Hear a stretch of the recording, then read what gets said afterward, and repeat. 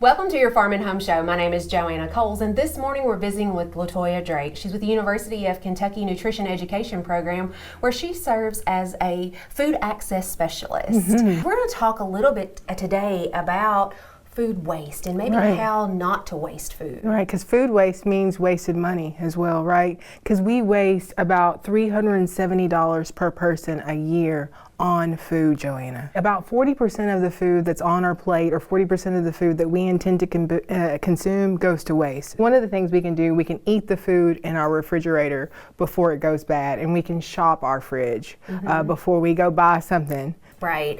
And LaToya, talk to me a little bit about the best by date or the use by date. You know, a lot of people are confused about, okay, does that really mean I have to throw it out on that date? Right. So there's different things between the use by, the sell by, and the best by date. Like the best by date is just implied, right? That it's best by. You can still often use things. It's still often safe after the best by date. But the manufacturer always puts that on there as it relates to quality. You're going to have the best quality if you use something by the best by date. It's going to be the best flavor.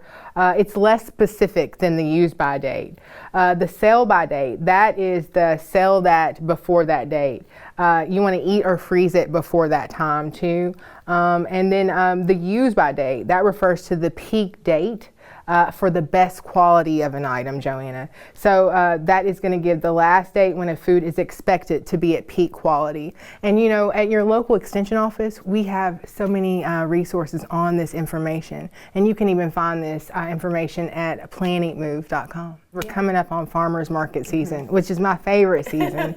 And we want to know how to store those produce, fruits and vegetables properly so we don't waste our money.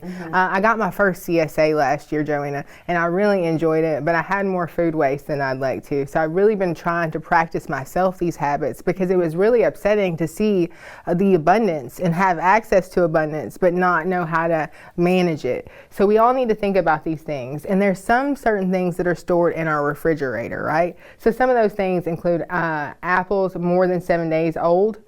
Before they're old, you can store them on the counter, right? Before they're ripe, you want to store them on the counter. And then you want to store apricots and Asian pears in the refrigerator. You want to store any berries or cut fruit. Anything cut, you want to put it in the refrigerator.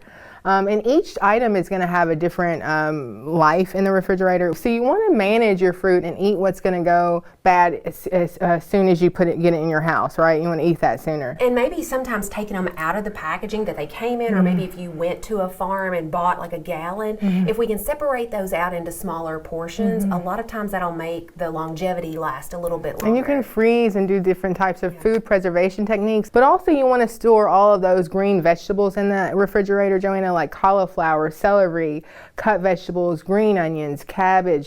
We want to store leafy greens, leeks, lettuces, mushroom, peas, radishes, all those leafy greens in abundance you want to put in the cold in the refrigerator. Anything that likes cold outside is going to like cold inside, right? Yeah, and sometimes that crisper drawer is a great place to store those. A lot of times moisture is what it becomes not our friend. Right. And so sometimes just putting a paper towel in there with it to kind of absorb some of that moisture. Or put it in a freezer bag with a paper towel. I sometimes sort things like that.